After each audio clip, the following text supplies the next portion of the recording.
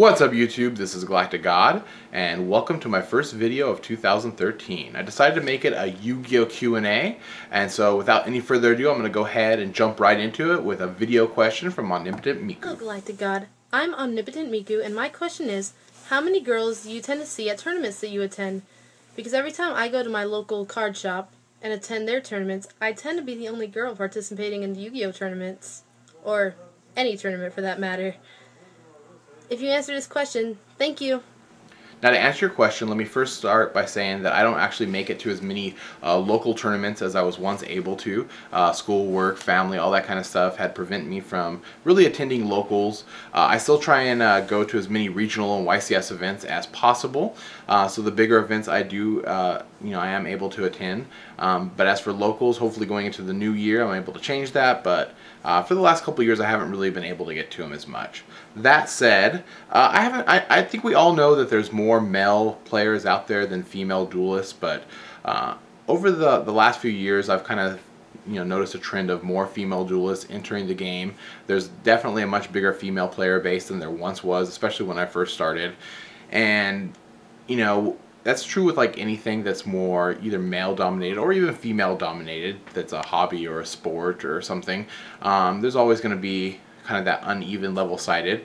If you take poker for example, there's obviously probably more male players in poker than there are female, especially when you get to the more competitive level of Texas Hold'em or something like that. You'll obviously see more male players there, but that trend has started to change as well too, and there's obviously more female poker players now than there once was. And I think with Yu-Gi-Oh, as soon as more females kind of accept the game as not being such a male dominated thing, as only being like a nerdy male type of thing, the more female players you'll start to see at tournaments as well.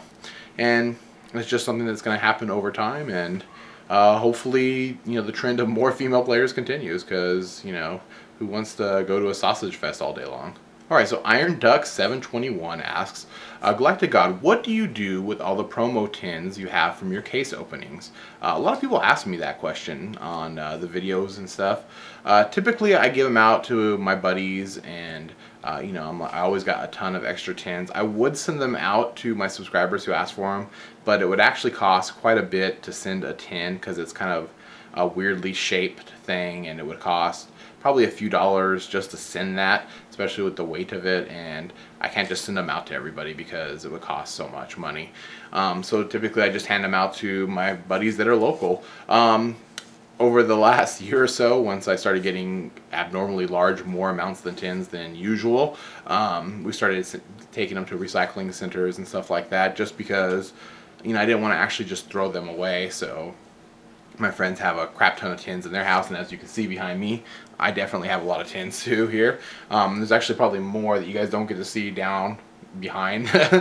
So there's tins everywhere really, and that's pretty much what I do with them. Calibra 17 asks, what do you think of Chaos Agents? Will they be able to top a YCS event? Actually, I've been testing Chaos Agents quite a bit lately. It's a deck that I'm starting to enjoy, very much so. It's got a lot of good, crazy, combo-licious plays. You can drop boss monsters left and right. It's kind of a real fun deck to use. And I think they're definitely capable of topping a YCS. This format, I think anything is really capable of it. There's so many options out there, and you can't side deck for everything. And so people are trying to find that right balance of cards and decks, and I think everything is viable right now. Just about any deck, all the tier 1, tier 1.5s, and a lot of the tier 2 decks are doing quite well at a lot of different events. I don't see any reason why Chaos Agents shouldn't do as well too. Epic Opener asks, Duel Cyber Knight. I'm not really sure that's a question, but if Cyber Knight ever wishes to duel me, he knows where to find me. Sora1705 asks, would making ritual monsters be part of the actual deck be better for the game, more fun, or just a bad idea in general? This is kind of a question that a lot of people have thrown out there from time to time, and I don't know if it would make ritual monsters more playable or not. I know there is some pretty good ritual monster decks out there, and I think throwing them into the extra deck would completely change the mechanic of ritual monsters. I mean, there's spell and trap cards right now that let you grab the ritual monster from the deck and add it to your hand. So I don't know if even putting it in the extra deck is a viable alternative to anything, because it kind of changes the way rituals are played in general.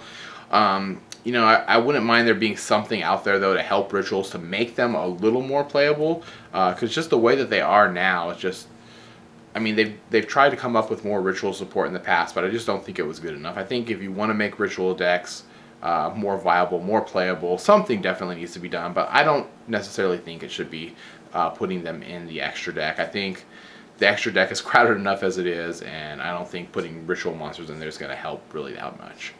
White Rose Duelist asks, are you planning on doing anime duels again? Maybe a Jaden Yuki versus Zane Truesdale? It's funny you should say that, because that is actually the anime duel that we've been wanting to do for a little while now. Just getting some of the cards together that we don't have for those anime duels is, I don't know, a little more, proven to be a little more difficult than we had hoped. For those of you guys who don't know, we did like a Yugi's deck versus Kaiba's deck a little while back, and it had a tremendously good reaction from those who saw it. It was real fun to do. We actually kept those decks around at my house for quite a while afterwards, and we would duel them from time to time with each other. We kept adding in more of the themed cards. Eventually we put in like Slifer and Obelisk, and we were trying to get them out. And it was real fun to use those decks in the duel video, and it was real fun to keep playing with them afterwards, and we've been wanting to do more themed decks. The problem with like the Jaden deck is that, you know, there's an urge to try and make it like a real competitive E-Hero deck, but you don't really want to do that because that's not exactly the way Jaden had it. And I don't know, we're working on it. We definitely want to do more duel videos this upcoming year, and definitely some more themed, anime themed character duels.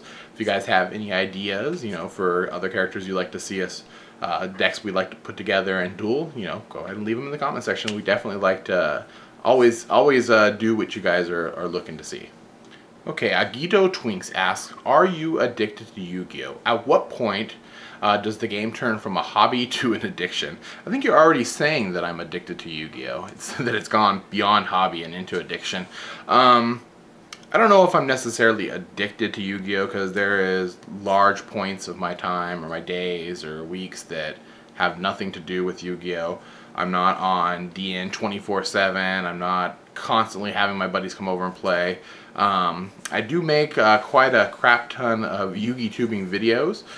Typically though, for those of you guys who don't know, I usually record like the whole week's worth of videos within like my 1 or 2 days off that I have, and then I kind of edit them and then post them up gradually over the week. I don't do them like every day.